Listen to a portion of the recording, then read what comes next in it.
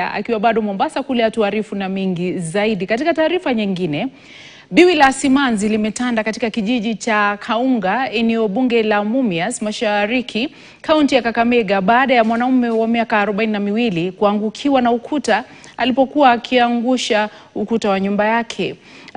Familia mwenda zake Stephen Okumu ikiongozwa na mkewe Helen Olunga inasema mpendo wao aliangukiwa na ukuta wakati alipokuwa akijaribu kuangusha ukuta wa jikoni, huku akifariki baada ya kufikishwa katika hospitali ya rufaa ya Kakamega.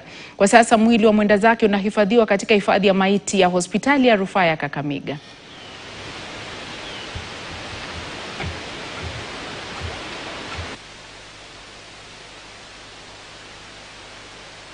Alikuwa ameshatoa mabati, ilikuwa imebaki ukuta.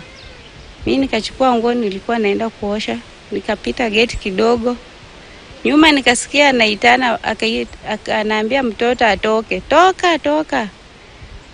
Kidogo nasikia mtoto mwingine anasema, "Ukuta inaangukia baba."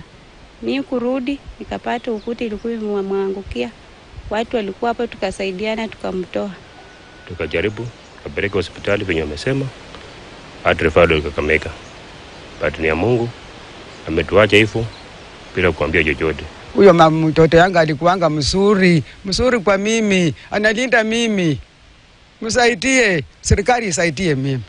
Isaidie watoto. Bila shaka inauma sana kupoteza